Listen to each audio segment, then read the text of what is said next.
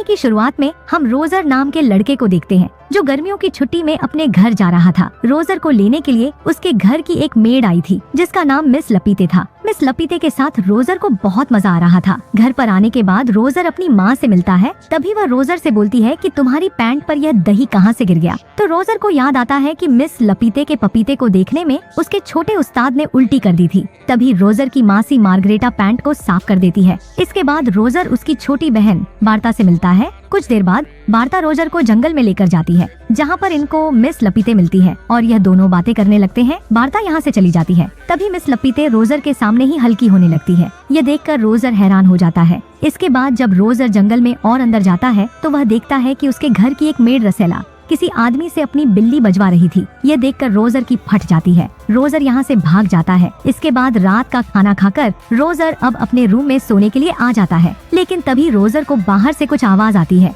यह अपने रूम से बाहर देखने लगता है। रोजर देखता है कि घर की एक मेड हेलन झुककर खड़ी थी और कोई आदमी इसका तबला बजा रहा था, लेकिन रोजर उस आदमी को नहीं देख पाता है। इसके बाद रोजर सोने लगता है तो इसके बिस्तर से बार्ता निकलती है। बार्ता रोजर को बताती है कि हमारी मासी मार्गरेटा अभी तक जवान है क्योंकि उसे मर्दों से बहुत डर लगता है। लेकिन रोजर बार्ता की बातों को अनदेखा करके हेलन के ख्यालों में ही खोया हुआ था। तभी यहाँ पर बार्ता की बेबी सीटर कैट आ जाती है और बार्ता को यहाँ से भगा देती है। अगले दिन घर की सभी मेड नदी किनारे नहाने के लिए जाती है और उनको देखने के लिए रोजर और बार्ता भी यहाँ पर आ जाते हैं। तभी गांव के कुछ आदमी अपने काम पर जा रहे थे, लेकिन ये सभी जब इन लड़कियों को देखते हैं तो ये सभी यहाँ पर रुककर अपना पप्पू इनको दिखाते हुए उनके सामने ही हल्के होने लगते हैं। इतना सब कुछ देखने के बाद ये मेड कहाँ पीछे हटने वाली थी, इसीलिए यह सभी मेड भी अपना तबला इनको दिखा देती है। इसके बाद हम देखते हैं कि घर पर रोजर के पापा और उसकी बड़ी बहन एलिसा आती है। रोजर बहुत टाइम बाद उसकी बड़ी बहन से मिला था। एलिसा सभी से अच्छे से मिलती है, लेकिन रोजर से ये ठीक से बात नहीं करती है। इसके बाद बार्ता रोजर से बोलती है कि आज हमारी मासी मार्गरेटा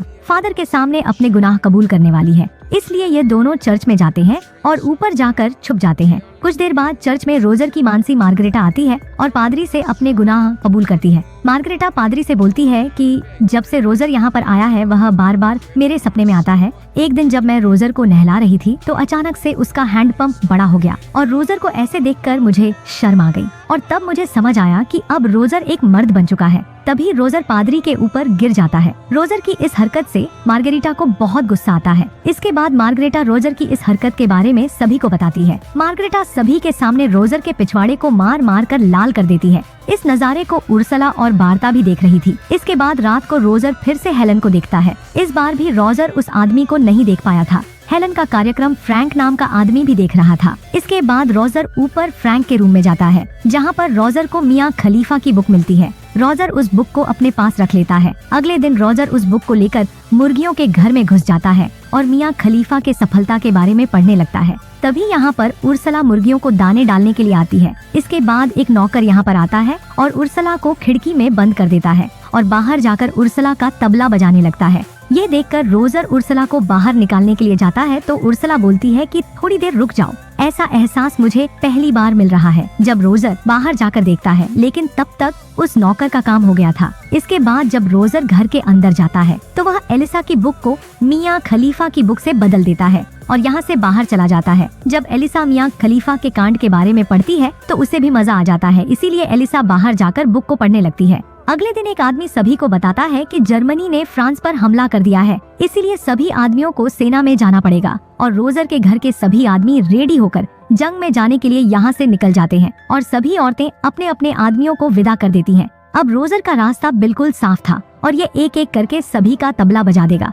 सबसे पहले रोजर उर्सला के पास जाता है। उर्सला रोजर से मदद मांगती है और रोजर को ऊपर वाले रूम में लेकर जाती है। अब यहाँ पर रोजर का रास्ता बिल्कुल साफ था, इसलिए रोजर इस मौके को बिल्कुल भी नहीं छोड़ने वाला था। लेकिन बेचारे रोजर को उर्सला की अनबॉक्सिंग करने नहीं आ रही थी, लेकिन उर्सला रोजर की पूरी मदद करती है। अगले सीन में हम नदी के किनारे बैठी रोजर की मेड केट को देखते हैं। तभी अचानक रोजर भी नदी से बाहर निकलता है और केट को अपनी बातों में फंसाकर वही नदी के किनारे उसका गेम बजा देता है। अब हमारा रोजर छोटा जॉनी सीन्स बन चुका था। इसके बाद रात को मार्गरेटा जब अपने रूम में सोने के लिए जाती है तो इसके रूम में पहले से ही रोजर था। रोजर उसकी मासी मार्गरेटा से बोलता है कि मुझे एक पप्पी दे दो। मैं सो जाऊंगा। और मार्गरेटा उसे एक पप्पी दे देती है। तो रोजर मार्गरेटा से बोलता है कि मैं तुमसे बहुत प्यार करता हूँ और मार्गरेटा को अपनी बातों में फंसा लेता है और धीरे से मार्गरेटा का खाता खोल देता है। कुछ देर बाद चाय लेकर हेलन रोजर के पास आ जाती है और रोजर हेलन का तबला बजाने का मौका बिल्कुल भी नहीं छोड़ने वाला था। अगले दिन मार्ता रोजर से बोलती है कि मुझे रसेला ने बताया कि तुमने घर में सभी का खाता खोल दिया है। तो रोजर बोलता है, हाँ, मैं लगभग सभी औरतों का खाता खोल चुका हूँ। तभी मार्ता रोजर को उसकी बड़ी बहन एलिसा को दिखाती है और रोजर जल्दी से एलिसा के पास चला जाता है। रोजर एलिसा से बोलता है कि अगर तुम्हें गर्मी लग रही है तो तुम अपने कपड़े उतार सकती हो। तो एलिसा यहाँ से जाने लगती है, लेकिन रोजर उसे रोक लेता है और बोलता है कि तुम अपने कपड़े यहीं पर उतार सकती हो। और रोजर इसके कपड़े पर अपना हाथ डाल देता है।